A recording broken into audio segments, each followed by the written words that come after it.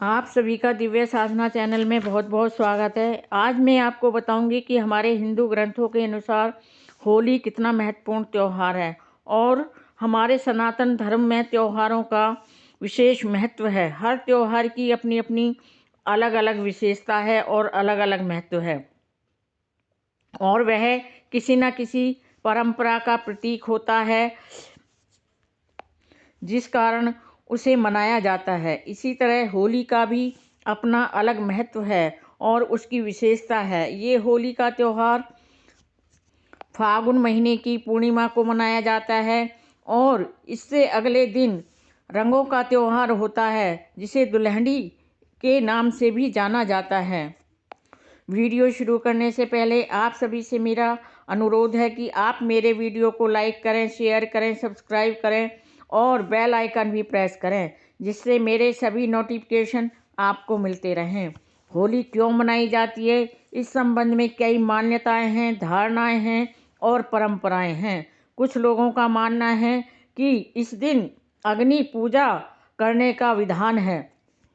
कुछ के अनुसार संवत आरंभ तथा बसंत ऋतु के आगमन के उपलक्ष्य में इसको मनाया जाता है और इसे महायज्ञ के रूप में मनाते हैं जिसमें सभी अन्नों का हवन किया जाता है। और एक मान्यता ये भी है कि एक नवविवाहिता स्त्री के पहले बार ससुराल की जलती होली नहीं देखनी चाहिए।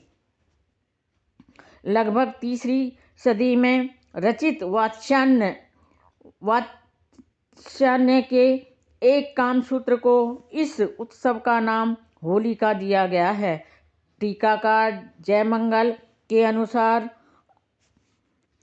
उक्त अवसर पर पिचकारी द्वारा टेसू के फूलों से बना हुआ रंग छोड़ने की प्रथा थी।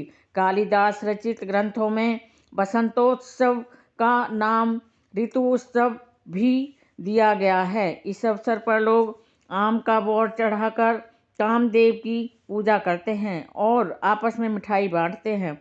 लेकिन सबसे महत्वपूर्ण कथा मैं आपको बताऊंगी जो बहुत प्रसिद्ध है। आपने प्रहलाद का नाम तो सुना ही होगा। उसके पिता हिरण्यकश्यप बहुत ही क्रूर राजा थे। हिरण्यकश्यप ने घोर तपस्या करके विपुल शक्ति का संग्रह करके देवताओं को कष्ट देना आरंभ कर दिया। इंद्रासन पर भी उसने अपना अधिकार कर लिया और आनंद और विलासिता का जीवन व्यतीत करने लगा और वह जनता के सामने अपने आप को भगवान विष्णु के रूप में मानने लगा और लोगों से कहने लगा कि आप विष्णु की पूजा नहीं करके मेरी पूजा करो।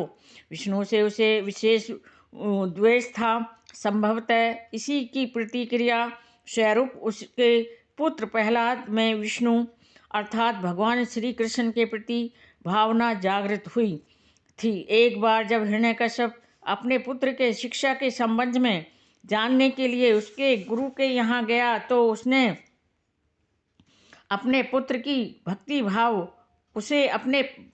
भक्ति भाव ना का ज्ञान हुआ। इस पर वह बहुत क्रोधित हुआ और उसने प्रहलाद को तरह तरह से प्रताड़ना देना शुरू कर दिया।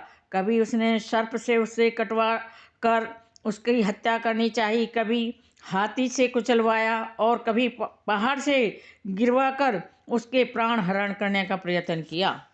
एक बार जब वह तंग आ गया तो उसकी बहन होलिका उससे कहने लगी कि मैं इसके प्राणों की आहुति दूंगी। तो उसने अग्नि में बैठकर प्रहलाद को अपनी गोदी में बिठाकर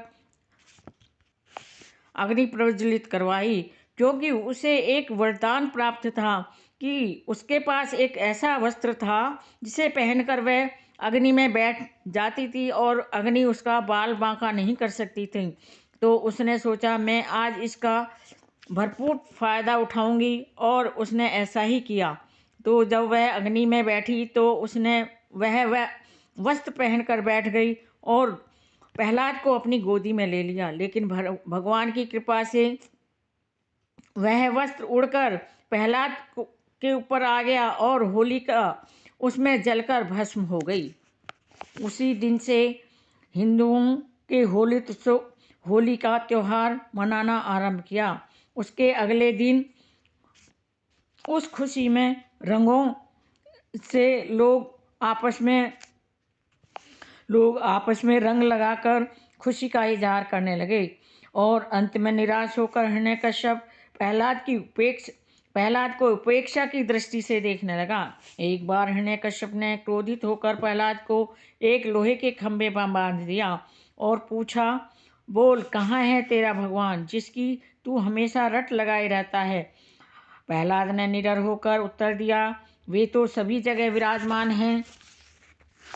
उसके पिता ने कहा, क्या इस खंबे में भी विराजमान है? यदि है तो मैं अपनी तलवार से तुम्हारे 2 टुकड़े करता हूँ, देखूँ वह तुम्हें कैसे बचा सकता है। यह कहकर उसने जैसे ही प्रहलाद को मारने के लिए अपनी तलवार चलाई तो भगवान विष्णु ने खंबे को फाड़कर नरसिंह रूप में अवतरित हो अपने जंघों पर उसको बिठाकर अपने नखूनों से उसके पेट को फाड़ दिया और उसका वध कर दिया। प्रहलाद के प्राणों की रक्षा की। कुछ स्थानों पर ऐसी कथा भी मिलती है कि इसके बाद प्रहलाद ने अपने पिता के राज्य सिंहासन पर बैठकर शासन किया, एक विशेष काल तक राज्य किया। अंत में उसे इंद्र का आसन भी प्राप्त हो गया और उसी अवस्था में वह विष्णु अर्थात भगवान कृष्ण में लीन हो गया था। इसी खुशी में होली का त्यौहार मनाया जाता है। मेरे वीडियो में अंत तक बने रहने के लिए आप सभी का कोटि कोटि धन्यवाद। नमस्कार।